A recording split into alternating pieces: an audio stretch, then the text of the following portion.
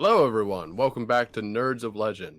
My name is Brian. With me, as always, is my good friend Ben, and of course, our friend Brendan. Today, we're talking about cosmic horror. We're talking about Cthulhu. We're talking about Lovecraftian horror. We're talking about all those terrible things that go bump in the night and make you afraid of the unknown. So let's jump right into it. First and foremost, I want to go ahead and talk a little bit about the difference between Lovecraftian horror and the Cthulhu mythos, because I think it's kind of important for us to define those terms before we begin.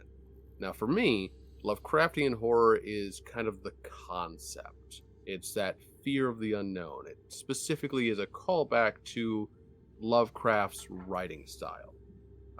Anyone who knows Lovecraft's writing knows that, first and foremost, he was a little bit problematic for our time. Yeah. He was just a tad racist and anti-Semitic and whatnot. But he was a New England white boy. He was afraid of everything that was not. Wasn't he like he was like pretty sickly too? He was basically Oh yeah, he like never left the house. yeah. Like Dude was a total he's shut. like He was an absolute lived in his like aunt's attic or something, I think. Or I think he lived in like one of those like really shithole apartments in New York for a long time, and he like hated it. I meant like his like formative years. Like Yeah. he lived in like his aunt's like he was like partially his mom wasn't around or something, and he like lived with his aunt and like this, because his health was bad, so they sent him to like Vermont. Yeah. Like, and again, the guy was and like don't at me. an interesting figure, but yeah, but he really kind of like put a very particular style together. Like when you read his writing style, you'll of course realize that one, he's a complete and total bigot. But the other thing that you'll notice right away is the fact that his writing style is very descriptive. It has a lot to do with both giving you a good picture on what you're actually kind of looking at, while at the same time being purposely vague so that you don't really know what you're looking at, if that makes any sense. It's a lot of bubbling up of like tendrils and eyes and sort of thing.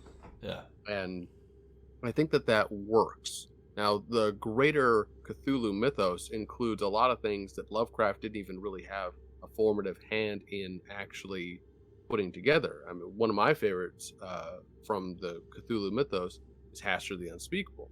And Hastur, to the best of my memory, only shows up in like actual Lovecraft writing like a total of maybe twice. And even then, it's questionable whether or not Lovecraft meant him as like a different kind of elder god or as a place or something like that, because he'll usually kind of just show up as part of a list Of all of the horrible things that and usually that sort of list also concludes, like, it usually has like elder gods in it, and then it will also be like Relay, and it's like, okay, well, we know Relay is a place, so yeah, it's one of those things where you just don't actually know what he meant by it. So like the whole entire idea of like Hastur and the King in Yellow comes not from Lovecraft himself, but from other writers in the Cthulhu mythos. Yeah, extrapolating basically on concepts. So I guess to put this in a question where like you guys can jump in a little further and whatnot, in terms of how you use this as part of like your own personal repertoire, would you say that the description between Lovecraftian horror and Cthulhu mythos is an apt one, the definitions I just laid out, or would you like to kind of like go into that a little bit more? Brendan, what are your thoughts? I think Lovecraft sort of got the ball rolling, and it started to, the snowball got bigger. It's sort of like with Niven with Ringworld. He had friends contribute and eventually started publishing ensemble books, and George R.R. Martin, when he started publishing not Game of Thrones, but when he started doing his like superhero stuff with Wild Cards, he had a lot of friends contribute to Wild Cards and step in and step out. It may not have been that cut and dry and defined with Lovecraft, but I think once he got the ball rolling, he had a lot of peers that found his stuff very interesting, and there were a lot of like Haster. There were a lot of characters that may or may not necessarily have been of his designs, but stepped through his stories and grew in popularity. I think a lot of the old ones are so endearing because we don't necessarily know everything about them, and they're not necessarily all laid out. So I think the Cthulhu mythos we sort of definitively describe as this is Lovecraft, and I think the concept of old ones and knowing things beyond our understanding and that sort of thing almost is larger in scope.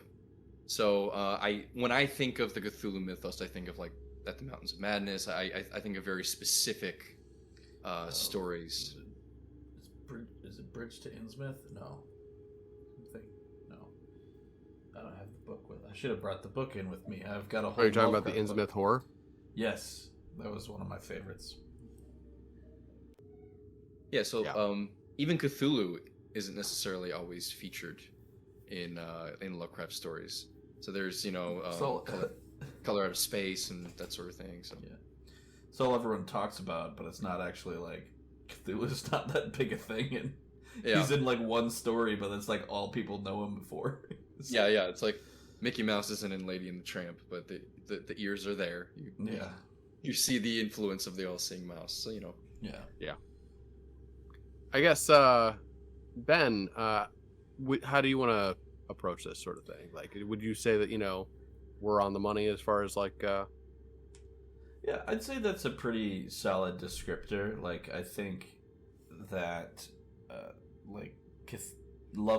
Lovecraft had his sort of hand that he put on things, and I think a lot of people, there are a lot of things that are ascribed to Lovecraft that aren't necessarily even like his. They're loosely based on of his writings. They just like took names from it and stuff. It's like sort of that like New England, foggy mystery town that's been there for 200-300 years, and it's just kind of always been there, and like I feel like that happens a lot in horror. You can see that like even I can't think of Stephen King. You see like some like Lovecraftian stuff here and there, like. Yeah, you're essentially describing like almost every town in a Kevin Sting novel. Yeah, Stephen King novel. Yeah, like, Salem's Lot or what have you. So yeah, Okay. I think that's a pretty apt description of like the difference between the two. Well, I guess now that we have kind of a set definition sort of thing, in terms of like the broader Cthulhu mythos sort of thing, I think while Lovecraft was formative to that thing. I feel like it has far outgrown just Lovecraft's influence. And when we talk about Cthulhu horror today, especially within things like RPGs and whatnot, we're talking about a broader kind of Cthulhu mythos. Yeah. And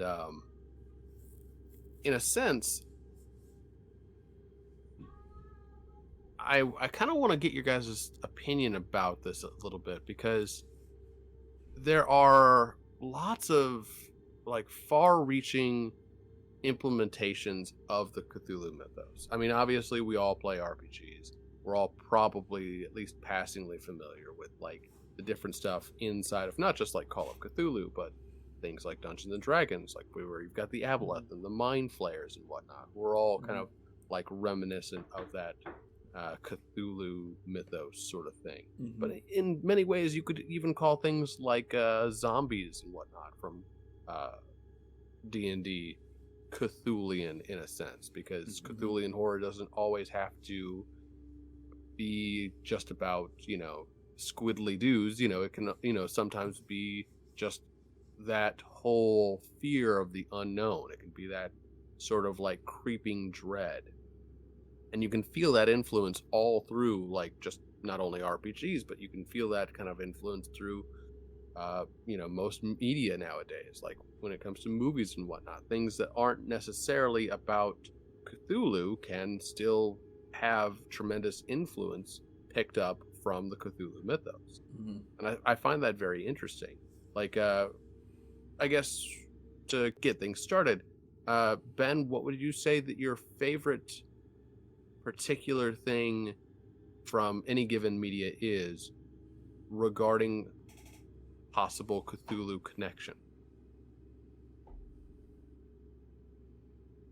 I'm trying to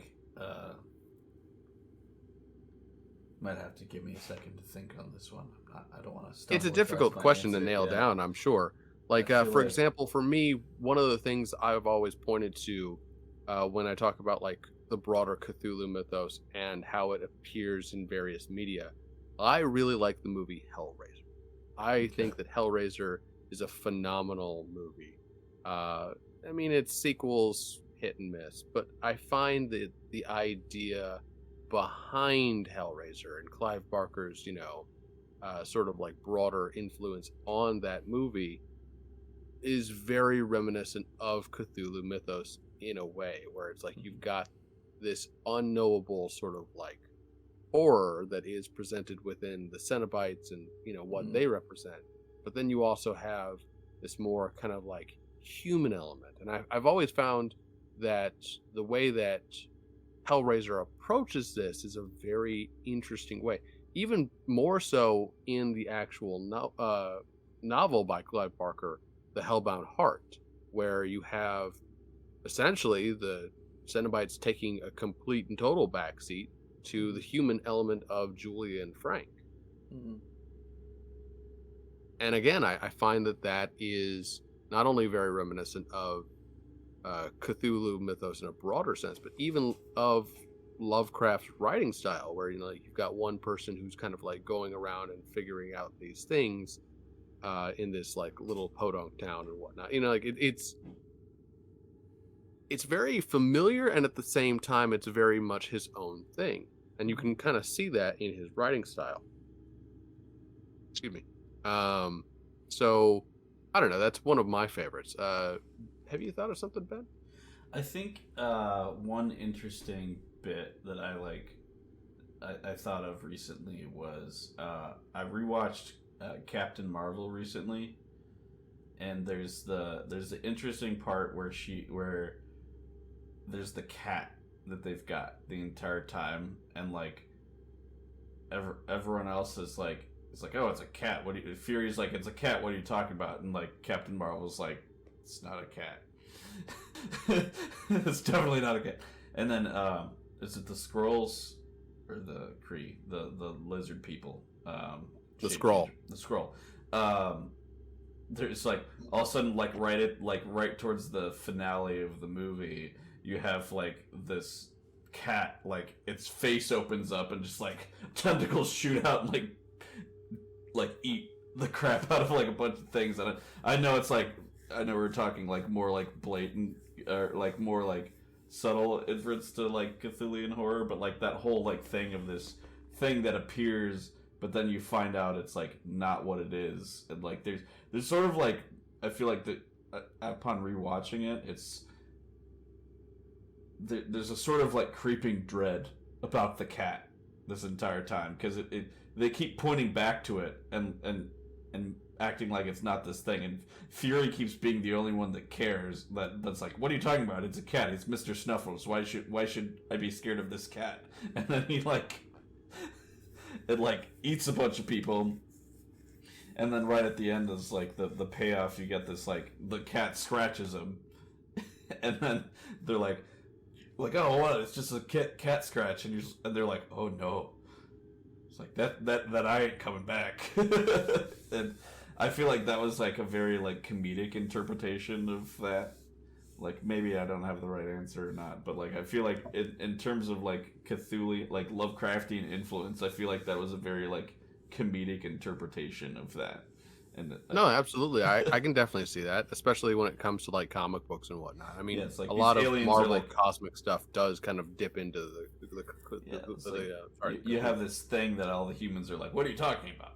It's fine, and then all the aliens are like, oh no, you don't want to mess with that. Like, yeah, they're like, what are you talking about? It's like, just don't. You don't want to know. It'll break your brain. How about you, Brennan? So, visually, you can sort of see very obviously when there are references made to Cthulhu.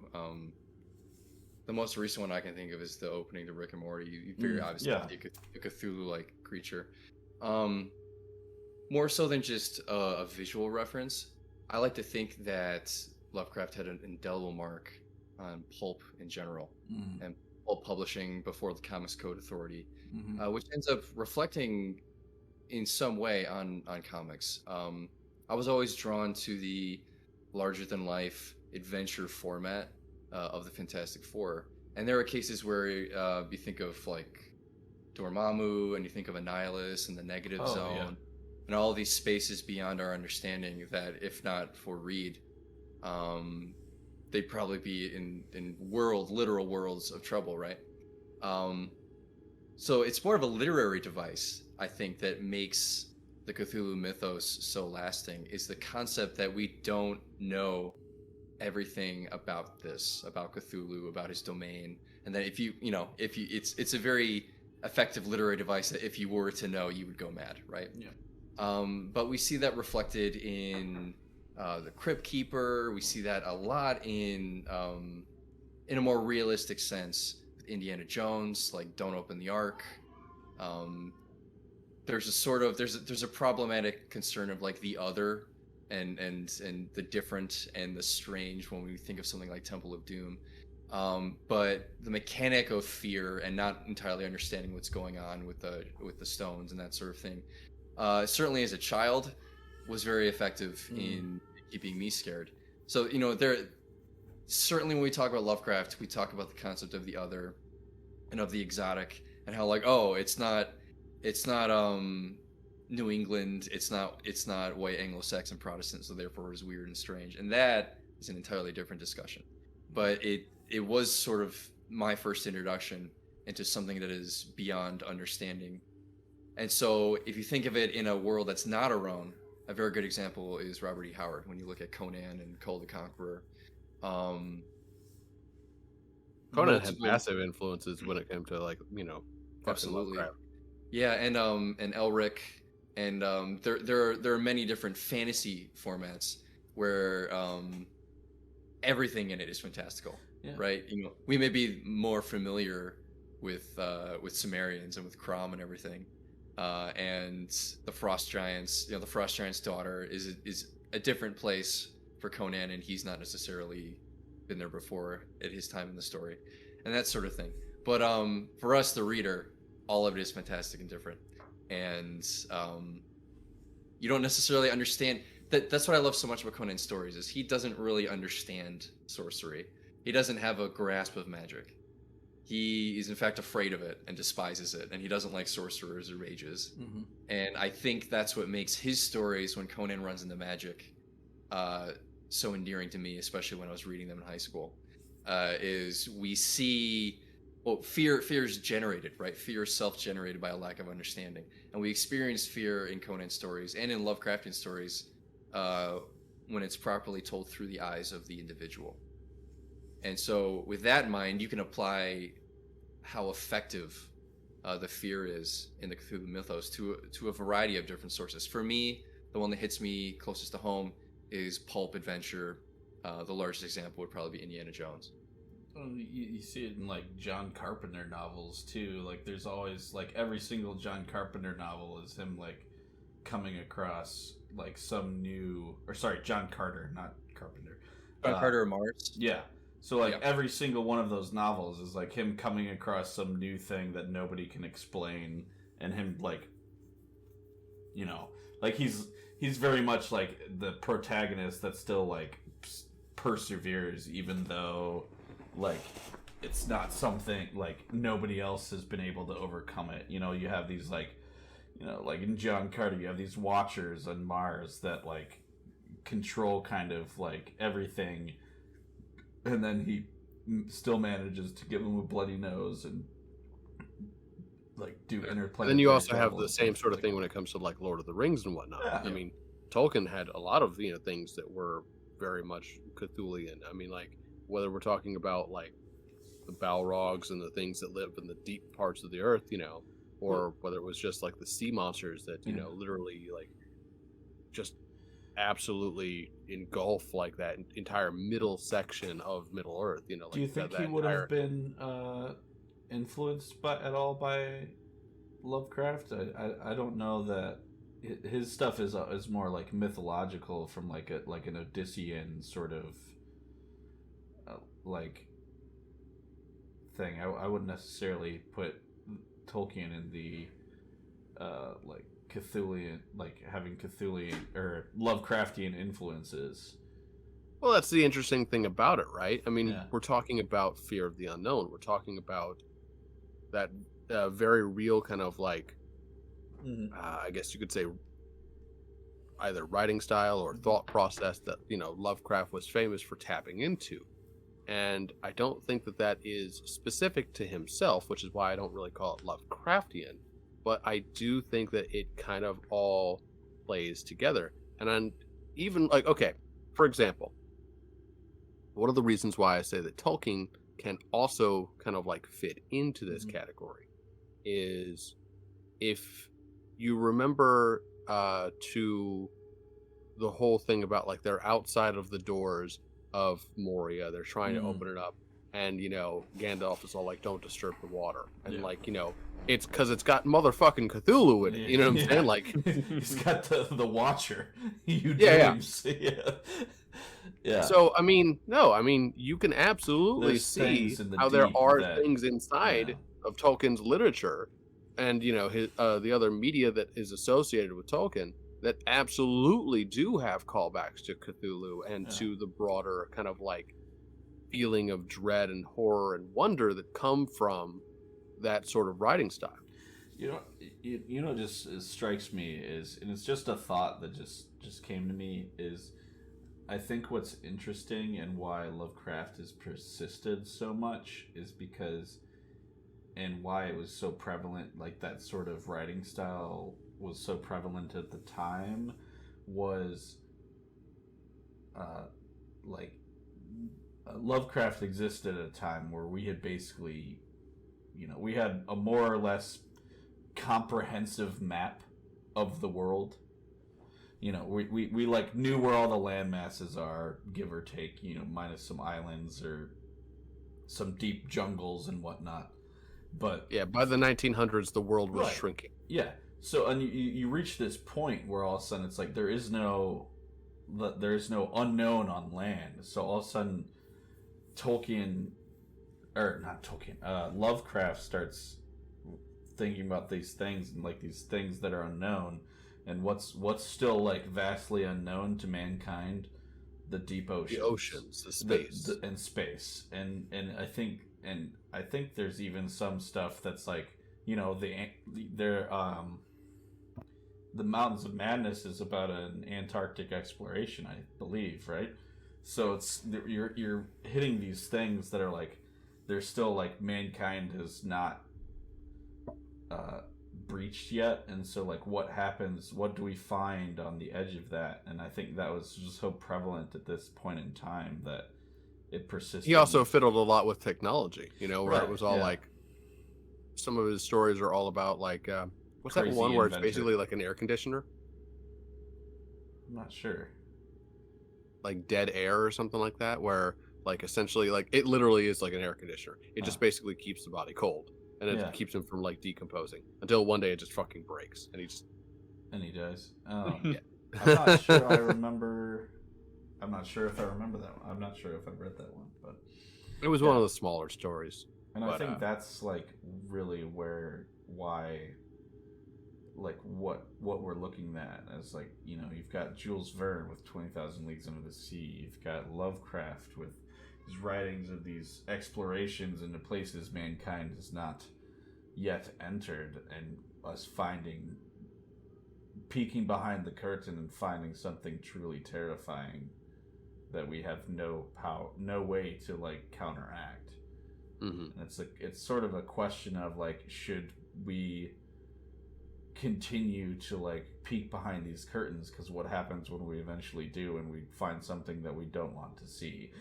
And that's actually a great segue into the other thing that I really wanted to talk about with this particular topic, because one of the big other things that Lovecraftian writing, and kind of the general sense of, the Cthulhu mythos touches upon is the ideas around madness. What happens when you do see too much beyond what, normal humans were meant to see, sort of thing. Well, I mean, you go a little crazy, but the actual way that madness is presented in Cthulhu and whatnot is really kind of like all over the place. Like, I feel like there's this really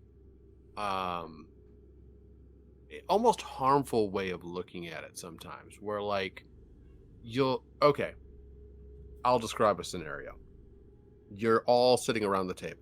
You're playing Call of Cthulhu with your bud, and everyone around the table thinks to themselves like, okay, well, in Call of Cthulhu, everyone either dies or goes mad.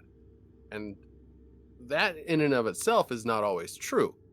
But they have this really kind of like idea of what madness is in Call of Cthulhu. They kind of look at it like this almost destructive, almost this kind of like,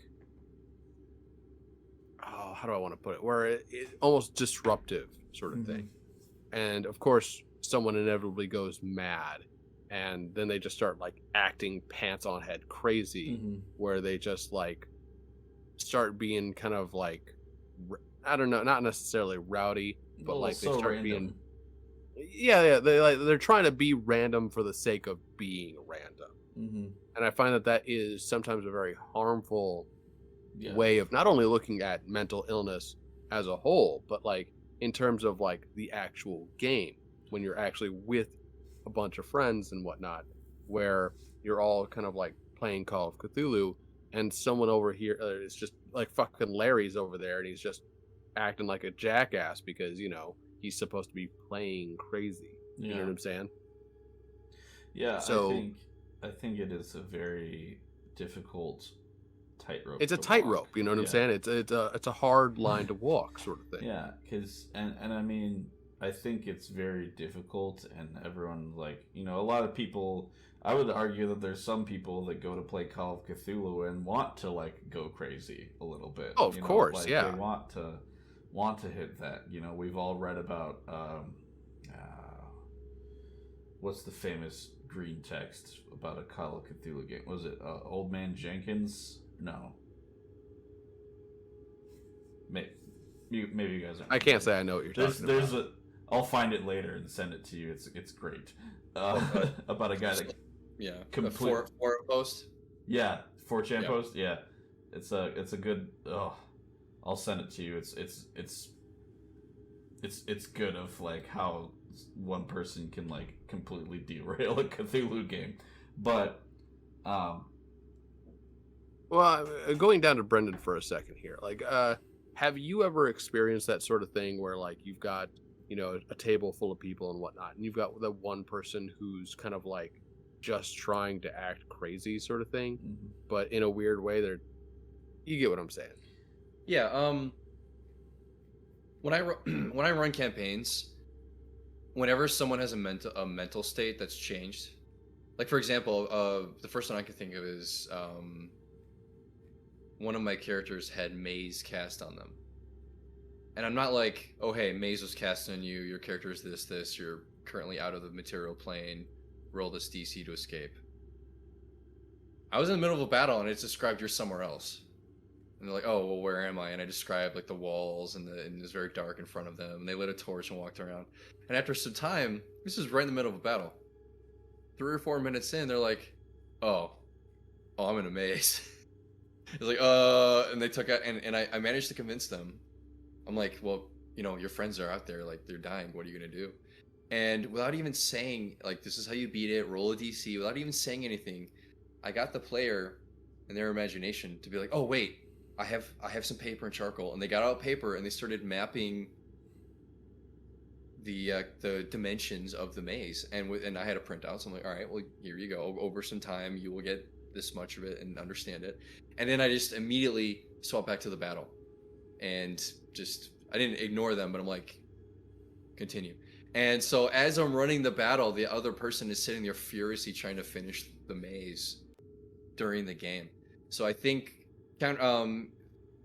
whenever you approach a differing mental state, if you approach it from an angle of that person's individual perception, it's so much more interesting than you are crazy. Go ham, or you attack this person in the party. So with that in mind, if a character has images or nightmares tormenting them in their head, which comes up in Strahd, because Strahd in the original Ravenloft can torment the dreams of your party when they're camping, and he can steal things and bite them when they're asleep. Because it specifically tells you in the first Ravenloft that you don't just have him roll up and just TPK and just take out all of the party and leave. He torments the party over several days until they meet him, and he invites them to dinner. And if they're still unrepentant and don't want to work with him, and they call him evil or whatever, then finally he will be disgusted and then turn on them. But it's a process, because horror builds up on the fear and the lack of perception of the viewer. And so I think the original Ravenloft campaign module was really, really good at developing that. So what ends up happening is when I have characters have their dreams get assaulted, or their perception is changed, all I do is I'm very descriptive with what's going on around them. And I love watching the party as the guy goes, or the girl, or whoever goes, are you guys seeing this? And they're like, no. And then they all immediately try to roll for perception. And I'm like, no, you don't see it. And they organically figure out, like, you okay? And he's like, yeah, no, it's like, my DC is super high. Like, it has to be real. And you can very easily pull the strings, because how real is perception when I'm describing what's happening in a game? And then the minds of the players go off and fill the spaces for me. So it's a great mechanic to play with, as long as you're willing to work with the player. It's a give and take of describing a scene. All you need to do, because remember, you're already making everything up. The entire thing's already fantastical and incorporeal. So as long as you tweak it a little bit and just get them to realize their perception maybe not be the same as those around them, you can play with madness from a perspective of what they're seeing rather well. If you're thinking about, like, oh, hey, I want them to act crazy, telling them to be crazy or saying, oh, you assault someone else is thematically empty, right? If you can convince them that this is something that they need to do, like, you think of Inception, you think of Cobb's wife, where he's begging her to get out of the dream, and she's so convinced herself that it's not real, and that if she kills herself in the dream, she'll wake up. She's only taking that extreme stance because she's convinced she's correct. So if you can convince a player in your game that what they're doing is necessary to escape, to change their perspective, someone's really a doppelganger, and you play with it, the rest of the party will be like, what are you doing? No, like, none of us are shapeshifters, and the mechanics of madness all become a matter of perspective. You make eye contact with Brendan, and his third eyelids blink at you. Yeah, exactly. And the best part is the first time they're like, wait, what? He doesn't have a third eye. You heard what I said. Yeah, you heard what I said. No, exactly. One of the things that I find incredibly interesting regarding madness and gaming and whatnot is there's a particular clan in Vampire the Masquerade that people know called Malkavians. And everything that happens when it comes to Malkavians is a little bit different, because as the way the book presents it, they all kind of go through this mental break, and they all kind of like come out the other side in some way mentally damaged. But the really interesting thing is they don't actually detail what the actual madness of the Cthulhian of the Malkavians actually are. The book basically just says that they have some form of mental illness when they come out the other side. So something that I have often toyed with is, okay, well, how can I have that be represented in ways that aren't just stereotypical, like, schizophrenia sort of thing? Like, is there some other mental condition that I can give to Malkavian that presents a new and interesting way of looking at them? So one of the things I did was I created a Malkavian who has body dysmorphia. And he actually believes that because he thinks of himself as ugly, that he is actually a Nosferatu and not a Malkavian. And no one can convince him out of it. Like, he really does truly believe that people are lying to him when they say he's a Malkavian and whatnot. He goes, no, don't look at me. I'm hideous. And I think that that's very interesting. The different ways you can approach it. You can have this Malkavian come up to you and he can seem completely and totally normal. And then one minute, he's kind of friendly and helpful, and the next minute, not like split personality, but what if he's incredibly bipolar? You know what I'm saying? Like, there's so many different like mental illnesses that you can work with to add a new and interesting dynamic to that. And I find it almost infuriating that everyone just goes straight for split personality or whatever. Yeah, exactly. And it's like, no, there's so many different ways to look at that. And because it's an open-ended sort of thing, you can play with it. It doesn't have to be just this one thing. Or just like a Malkavian that, because of his experience, is just like super, super like anxious and has panic attacks. Yeah, he just has like PTSD. You know what I'm saying? Where like you can literally have it be where he's not even like, he's a very well put together member of the group and whatnot. Like perfectly, fine and reasonable and whatnot. And then like you specifically give him like a trigger or something where like, oh, someone's making fucking popcorn or whatnot. All of a sudden, like he fucking flips. You know what I'm saying? Yeah. And I think that's kind of interesting. I actually played a Malkavian the last time I did a Vampire the Masquerade campaign, and his issue was when he drew blood from victims, he would relive their memories so vividly. He wasn't like when he fell asleep, they were so vivid that he would end up sleepwalking, and so he would belt himself into bed every night.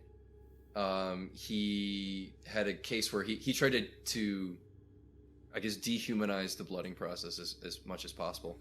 So he would purchase blood harvested from a different source, aerate it in an inhaler, and try to make the process of drinking blood as medical as possible, and just dehumanize it, make it as unpersonal as possible. Because if he ended up feeding someone in the street, he was convinced that he would see all of their memories, experience their lives, and in some cases, if they died, they would visit him all the time. And so he was afraid of falling asleep, and so vampires don't necessarily need food and rest, as but he was so convinced that this was the case. He was constantly shaking his inhaler and running around with syringes because he didn't want to bite people. So there's so many different ways to play with anxiety and with perception, and rather than just, oh, I'm crazy. Yeah. A little random. How about you, Ben? When it comes to the concept of madness in gaming and whatnot, insanity as kind of a concept, how do you kind of approach that sort of topic? I pulled up Van Richten's guide because I was thinking there was something that I remembered from that annoyed me a little bit about the concept of madness, because I think the annoying thing that happens a lot of times in these games, where it's like, oh, your character's mad now, roll on the table to see how it manifests, and it's always like 5 crazy options of like, oh, your character sees stuff that's not there, he hears voices, he dances uncontrollably, he laughs uncontrollably, and it's like how do you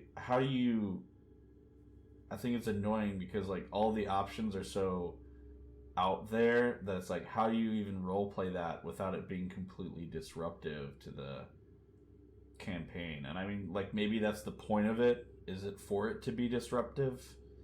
But I always get annoyed with those, like, because it's always like 10 options. It's like you roll a d20 and you have a like 1 in 10 chance of like your character basically being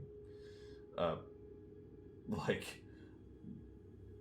I can't even think of it, like just basically being rendered unconscious or something like that. And I think it's that can be like really frustrating, especially like as a player. I don't have any experience with doing horror settings. I don't think that's something, I haven't tried it, but I don't think it'd be something that I'd be very good at. But I think that's the biggest issue I run into with, like, especially like looking at systems and seeing like, oh, this is how madness works. It's like, oh, Well, to that point, but that's what I'm interested in. I almost think it'd be better, like if you're playing Call of Cthulhu. I know a lot of times you'll have the player roll for their sanity, and I almost think it'd be better to have like the game master roll for the player's sanity, and just like not tell them, and then the next time they make a perception check, you're like, oh, like it's like you look at your fellow player, and it looks like they're looking at you angrily. It's like you think they have a different face all of a sudden, or whatever. You know, if it's like something like if it's some like madness that's like I attack the nearest player next to you or whatever. But yeah, if you think of theater, or if you think of portraying a character in general, mm-hmm. and you are tasked with portraying a character that you as a person cannot empathize with. Mm-hmm. So let's say Ben was in a play and you were told to play some abominable criminal or something. Yeah. And you're like, how can I empathize with this person? This person is disgusting to me, the individual. You have to start with a place of believing that you are right. Every villain in world history thought that they were right. Yeah. Maybe they thought differently when they were losing, or when the ramifications of their actions came to bite them. Everyone's the hero of their own story, sort of thing. Exactly. And if you're like, you are crazy, you start attacking your party member, that's invasive. What's my motivation? Yeah, that the eternal theater meme was my motivation. But but rather than just poaching their will, I mean, like, you attack them because you're crazy. If the player portraying that character truly believes that what they're doing is the best for them, sometimes the best for their party, but at the very least the best for them, it's a lot more organic, not only to everyone playing the game, but their decision making would be a lot more organic to themselves. Because as much as we like to say we're there for the party, we're there to represent Helm, we're there for all of the Sword Coast, to some extent you push someone far enough and they will be there at the very least for themselves. Yeah, the rogue player has a vision that he sees another player pickpocketing or stealing the wallet of another player, or thinks he hears the party talking bad about them or whatever. I think that's where a lot of times the madness thing falls short. Like it's a cheap way of simplifying the madness mechanic by just being like, oh, now you just like laugh uncontrollably, or now you think the party's out to get you or whatever. But I feel like it'd be more fitting, and I think that's what I'd probably do if I was going to like have a player experience madness, because I wouldn't tell them that they've gone mad. I'd have them start manifesting things, because behaviors. Yeah. And you were going to show us something, Brian, I believe. So. Well, I mean, to your point about like how sometimes madness seems kind of random and whatnot. One of the better and at the same time, I'll go full in on this one. I agree with you about like how sometimes it can feel a little bit random, but I think that sometimes it's also dependent upon how the way that the person running the game incorporates it into the story, because you can have something be completely random actually make sense within the confines of the story if you're willing to work with it. Like if your character develops a fear of clothing and then becomes like a fucking hardcore nudist. then there are ways that you can actually make it so that, yeah, no, that can absolutely have something to do with, the situation, if you're willing to give a certain level of creative licensing sort of thing. You have to Yeah. be able to, you have to work with it, Yeah. examine your situation. And that's why one of the things that I really like is the Cthulhu Madness table from the Call of Cthulhu game. Mm-hmm. But what I was going to show you guys is a product from the company New Comet Games. They do a number of things for Call of Cthulhu and whatnot. And one of their better products that I actually picked up was the Call of Cthulhu Insanity Dice. Oh. Hmm. And Okay. rather than having to constantly reference a table in the Call of Cthulhu book, and anytime something happens when it comes to either just bouts of madness or when it comes to temporary insanity and whatnot, Oh, okay. because you've got different dice for the different sort of things and whatnot, is you can actually use this to kind of keep the game rolling. Instead of But going through an 100 entry table. exactly, yeah, like having to flip through different sides of the book and whatnot. I mean maybe you have it like bookmarked in some way or whatnot, I mean, but if at the it's same Cthulhu, time, if you're playing Cthulhu and you don't have the madness table bookmarked, what are you even playing? yeah, that is one of those things where it's like it's probably going to be something you're going to be flipping to pretty often, Yeah. just because like the fact that like even though indefinite madness is not necessarily something that's super common, bouts of madness are always like going to happen, you know what I'm Yeah. saying, because you're going to run into it. So yeah, having these dice is incredibly useful. And even though like some of them can be a little bit like, okay, I'm gonna roll right now, and it's like, okay, flee and panic. Okay, why would you do that? You know what I'm saying? Like, how can Mhm. I incorporate what sort of things Mhm. you feel and then make you want to do that? Like, Yeah. if I were to describe a situation to Ben Mhm. where it's like, oh, you see a dead body, you know what I'm saying? And like, that's the thing that happens where it's like you lose too much sanity. You have a bout of madness because of that. It's a Yeah. dead body. It's not going anywhere. You're not going to be like super afraid of it or whatnot because Mhm. it's just how many dead bodies does your adventurer see on a daily basis? Probably, his fair share. What's so Right. bad about this one? Why does this one make you flee in panic? Yeah. And that's my job to kind of like look to you and be all like, is it It looks moving? like your dead mother. Yeah. Or, Is it moving? yeah. Like Yeah. if I can get you to want to flee in panic, Mhm. that's a way better option than just saying, well, your character runs away.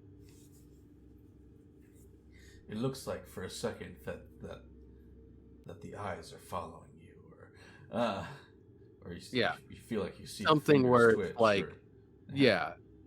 like, oh fuck. I can even like build that into the description. Like you walk into the room and then there's the corpse of your best friend on the floor. And like you can't bear to see your friend like this. He's, he was this person so full of life and now he's nothing more than like a pile of gore. Yeah. You feel this instinctive like urge to just turn and run Yeah. because you can't, but like, you know what I'm saying? Like there's ways you can incorporate that. You don't actually have to be all like, oh, by the way, yeah, you just have to like run away. How annoying to you was it when we played Call of Cthulhu and Seamus was basically like immune to to madness just due to his like unflinching belief. That wasn't bad at all. Like there are ways that you can Mhm. like there is even mechanics in Call of Yeah. Cthulhu for getting used to the madness. You know Yeah. what I'm saying? Like I- that's one of the things where like you can have or another great RPG that handles madness really well is Delta Green, Mhm. where like you have a certain build up and eventually depending on what type of insanity that comes about sort of thing, you can actually make it so that when it comes to something not necessarily the things that are extra normal, the paranormal, those are always going to get you, but you Yeah. also have different madness that can occur from trauma, like physical trauma or Mhm. from like just mental trauma sort of thing. and you can actually become immune to those sorts of different traumas, but at a major cost due to your character, sort of thing. Yeah. So, like, if you are, you know, immune to You- physical trauma, I forget what exactly it is. You've been tortured, so pain does not affect you at all. But then you've also got mental problems now because you've been tortured. Yeah, exactly. Like, it puts a strain on your other relationships Yeah. and stuff like that. Like, and that's one of the things I love about Delta Green is that it actually incorporates, you know, not just your own madness, but how that madness then affects your life. Yeah. Yeah. All right, so we've been kind of like rambling on here for about an hour or I so. don't think we've been rambling. Sorry? I said I don't think we've been rambling. No, I don't think it's necessarily rambling. But I'm just kind of like putting out there. And I haven't yet told you guys about tabletoploot.com. How could you? I know. You've been lax in your duties, Brian. Well, you know, it makes it especially egregious because I haven't shown you guys the Kickstarter I just received in from tabletoploot.com. Oh yeah, they ran a Kickstarter last year, and yeah, I just got it in. It's good. I'll say I was very annoyed because I got my like monthly subscription the day after we started our Candlekeep campaign, but you go and show off yours. Oh, I get to show off my pretties. I've got this like red cloud one. I don't know how well it shows up. Not that great. And then I got like this one. This one's kind of cool. It's like it's like purple and blue. And then this is like rainbows. It doesn't show up as well on my thing, but then this was like blue and purple and fun. It's a pretty set of dice this month. See, those are vibrant and exciting. Yeah. I have. How do I feel like you've got black and white?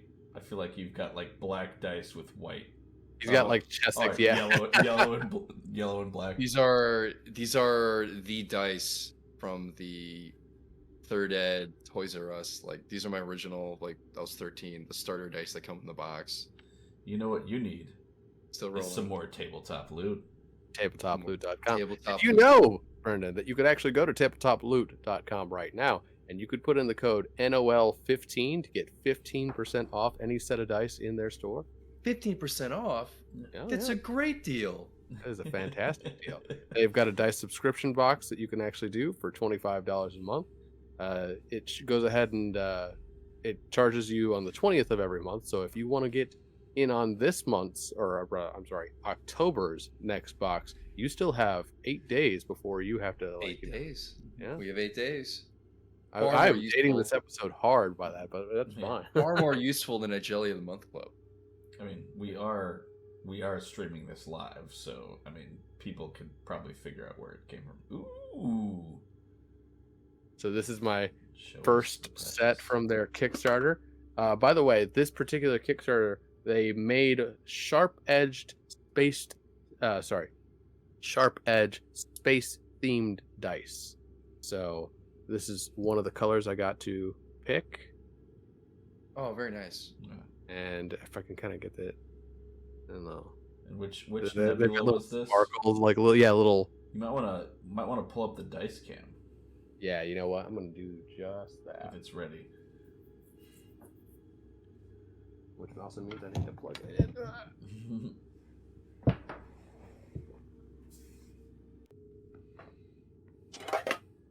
It would be very interesting to have dedicated dice for madness mechanics. So you have your standard dice, you have your madness dice. Yeah. I don't know why, but madness I mean, skews green I know- to me. I know it's something that Joel likes to do. He's not as much of a goblin as me and dice dragon as me and Brian are. He likes to pick a specific. Ooh. Those See, are I told very- you those are very pretty, Yeah, those are luminescent. and those are meant to be a different nebula, right, Brian? Yeah, this particular set here is called Red Shift Crab Nebula. Oh, nice. This one here is the PA 23 42. Ooh. They did a really good job with those. Oh yeah. I like the font they used for the numerals. Yeah. I mean, I just like the color behind the font there, Brendan. You know. To each their own. Yeah. My wife hates the whipped cream on a chocolate shake, and I'm the one who eats it off. So we all have our preferences. Yeah. And then the third set I got from them is called Magnetic Cloud. Magnetic cloud. Are these magnetic dice? Unfortunately not. We can't have everything. That would be cheaty. It would be, yeah, that would be cheating. Those are pretty. That's very pretty. I like that. Yeah. Oh, they all came in like nice little tins too. Yeah. Yeah, because since they're the sharp edged, you don't want to throw those in a dice bag with all the other regular dice. I should have made sets of dice for my groomsmen. That'd be a perfect groomsman gift. I mean, the wallet was pretty nice, except mine finally fell apart. But So did mine. Yeah. Ben was there when I had to replace my wallet. Yeah. The little Ooh. enamel pens that got, with it. Nice. Hot dice, hot dice. Hot dice. Or like the little, Ooh, that's pretty. yeah, cosmic horror. Yeah. So cosmic dice. And I think all of those are available on their store now, right? After the. Oh no, Or these no? are part of their Kickstarter. Oh, okay. I thought that's a limited time thing. I mean, I don't know if they're going to eventually bring them to the store or not, but these were specifically for their Kickstarters. So Okay. who knows if they're coming to this? Yeah. Okay. Maybe they'll do another Kickstarter and we can kind of like promote it on stream or whatnot. Right. Right. So yeah. So if But you this is just to kind of show everyone tabletoploot.com. They do Good.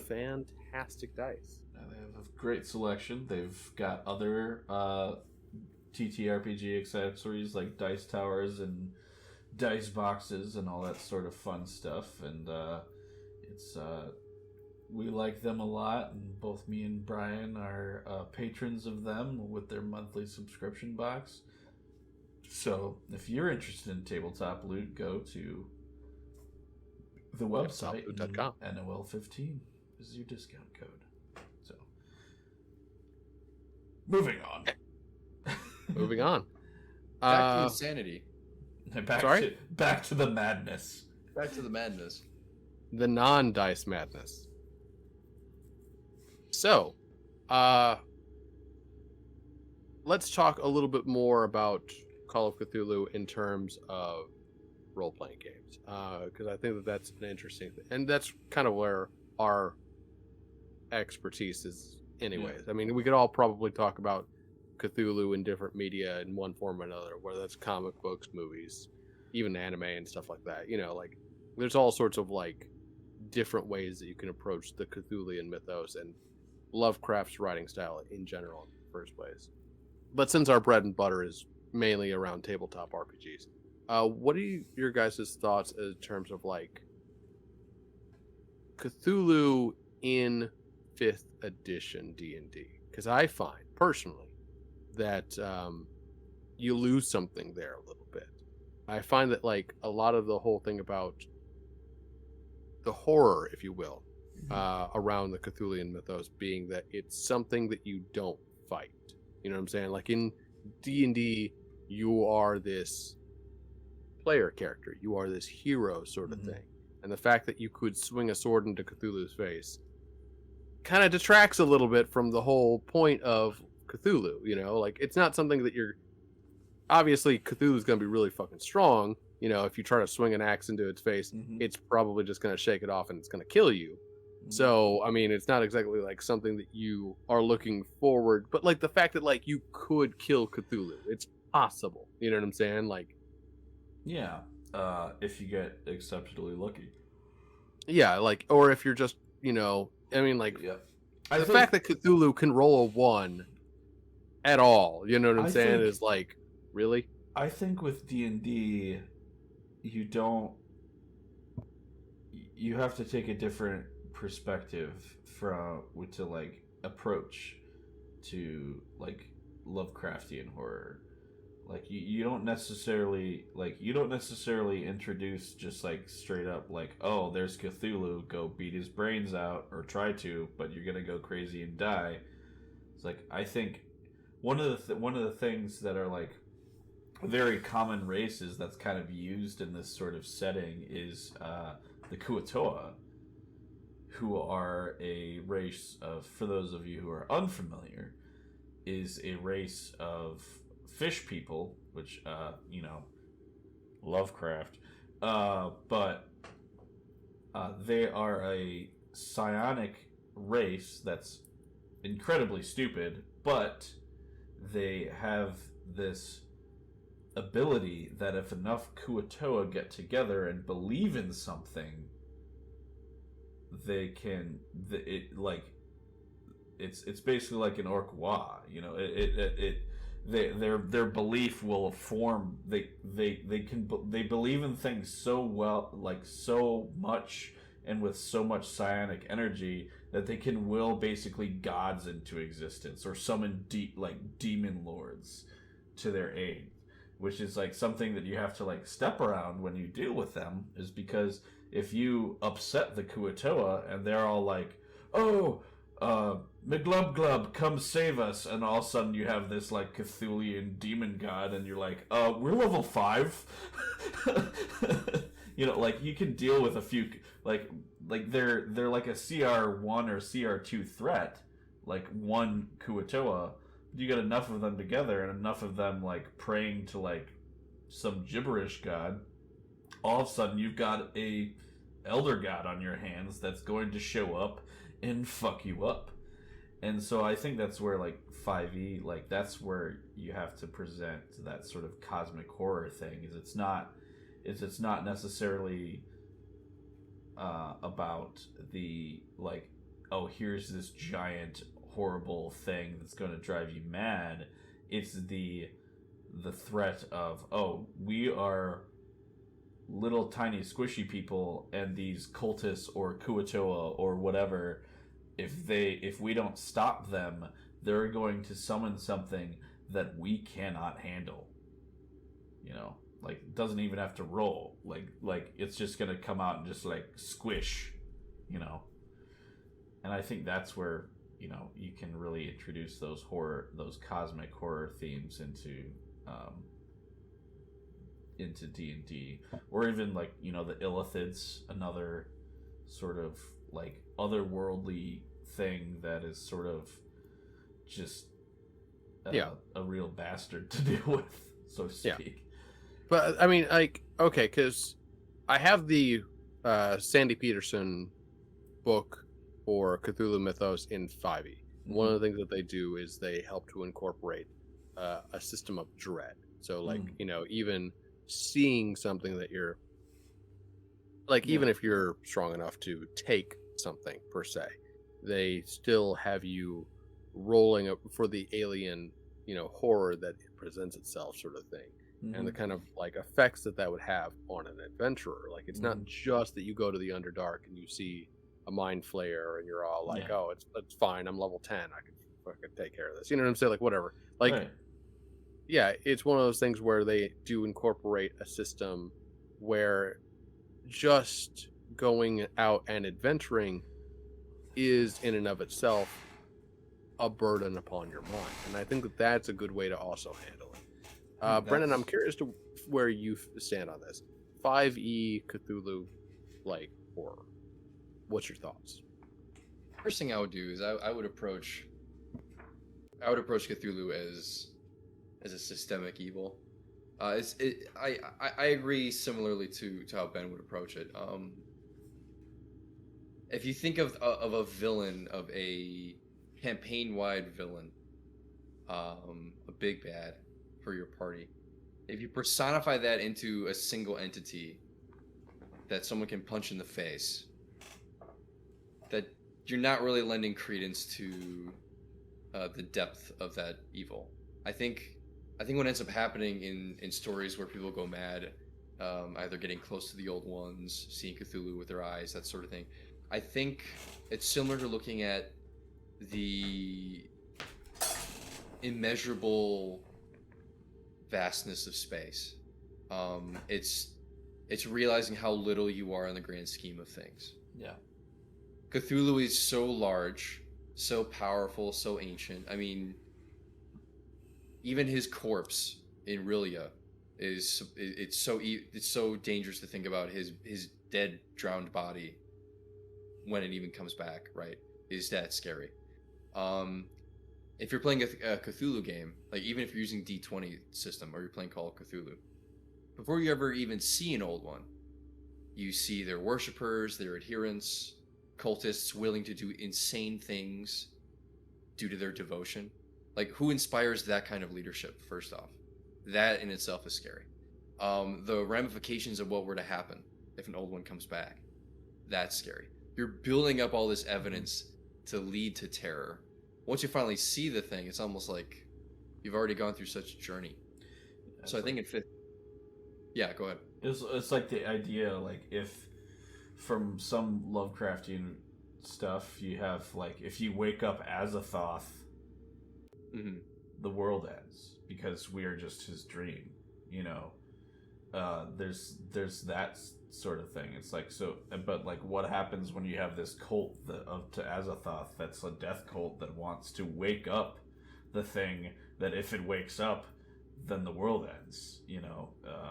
It's Yeah. that's sort of another thing. So like, you don't necessarily have to. I feel like. Like, not every Lovecraft story is like the thing that like makes you like keeps you up at night or like raises the hairs on the back of your head or whatever or on your neck. It's often like something that like, oh shit. Yeah, it's Like- similar. Yeah, if you've played Arkham Horror, if you Yeah. played the board game analog to Call of Cthulhu, Yeah. if Nyarlathotep is summoned, all players lose the game. Yeah. He destroys the universe. Yeah. So I don't even think of Cthulhu as a personification.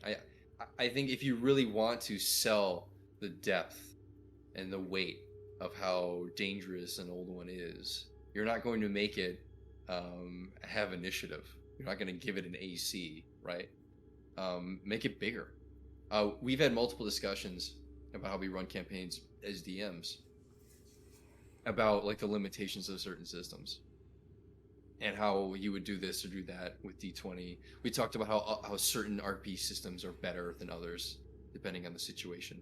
If you're very small scale combat heavy, or if you're focusing on a very specific physical environment with which you're fighting, Hackmaster might be best. If you're talking about campaign wide, where you have your fighting, then you have your speechcraft, and you have puzzles and that sort of thing, D&D is the most accessible. If you want to play with crazy ideas where there's not even a system founded for it yet, and you're just like in the lab, or you want to have the U.S. 82nd Airborne Division is suddenly thrust into Bronze Age Rome, has to fight like a Roman legion, you might want to use GURPS. So there are cases where certain systems fit. In the case of an old one, where you're having near immeasurable beings that cause madness, I almost think it's on the person running the game, the DM, to approach delivering that correctly. It's almost like it's beyond the concept of a system. And I say that knowing that there's Call of Cthulhu. I would almost say that Call of Cthulhu gets it best, knowing that if you are ever face to face with any of these things, you're essentially screwed. Yeah. I've never met anyone. The whole point is avoiding the win condition. You know, Exactly. Yeah. I've never met anyone who was like, "Oh, Call of Cthulhu." I remember when my buddy and I, we both had Thompson SMGs, and we just kicked the door into the bar, and it was actually a portal to Rillia, and we just emptied our magazines and killed Cthulhu and saved the day. I've never heard that in 1,000 years. Well, I mean, about like, even if you stopping the kill cultists Cthulhu in before- those games, he just reforms in like X number of rounds, Yeah. and it's just Yeah, like, okay, well, congratulations, you bought yourself like 6 rounds. Yeah. The whole point of the game is stopping him from showing up in the first place. A formless, unending evil. So if you take the concept of permanency, you take the concept of inevitability, you take the concepts of this is so much bigger than you. If there's an entire world network of people that commit depravities just to try to get his attention. That's bigger than the individual. If you think about what will happen when Cthulhu comes back, or when Nyarlathotep or the Yellow King, Hastur, when all these things come back, and what will happen? It's already too late. It's already too late. If you build that sort of that relationship that you are so small in the grand scheme of things, the horror is a package deal. The terror, that stuff is already delivered. And that's another good way to do it too, where it's like isolation. Yeah, you're isolated from help. You're isolated from the outside world. People go on vacation for the same reason that they play RPGs. Some people might create an overpowered character to break a role-playing game system or a power fantasy. They may not. The campaign won't last very long. The people who are playing with you may not. Most likely will not enjoy it. There's an assumed risk with an RPG. My characters don't have full 19 stats. They're not invulnerable. There's fallibility. There's vulnerability, because we want to see, despite the odds, can we make it? Can we persist? Yeah. There's no reason that I would ever want to play a game where I could understand the profundity of an old one, figure it out. Oh, rationalize. Oh, okay, it makes perfect sense, and then defeat an old one and go home. You inherently are playing Call of Cthulhu or playing, Eldritch horror is a sort of umbrella term that we can use, because of the idea of how close can I get before I get burned? Yeah. Right. I want to. How far can I open the lid before I can't close the box? How long can I hold my hand over the candle flame? I don't think anybody approaches the concept of a massive, insane, ancient evil beyond our understanding with the expectation or the desire to figure it out. I think that's what makes a good horror film so compelling. I think it's what makes a good book so compelling, is not understanding the confines, not understanding everything there is to know. When you leave the question, what if, the observer, the reader, person watching the movie, the person playing the RPG, fills the rest of their imagination. And that's where horror comes from. Fear comes from a lack of understanding. And you need to maintain that, especially with Eldritch horror. That's a good way to put it, and I think that's also a really good way to kind of like end our episode for today. I want to thank my friends Ben and Brendan for joining me and talking cosmic horror. We invite you to, of course, check out all of our videos on our YouTube page. We also have our podcast that we're on basically anywhere that you can imagine podcasts being. We are practically in Relay right now, in Cthulhu's ear. We are that big. We are just everywhere. If you search for Nerds of Legend, you will find us. Just look for the logo. It's Nerds of Legend everywhere. And you can also check out Nerds of Legend on your social media pages, whether that's Twitter, Instagram, Facebook.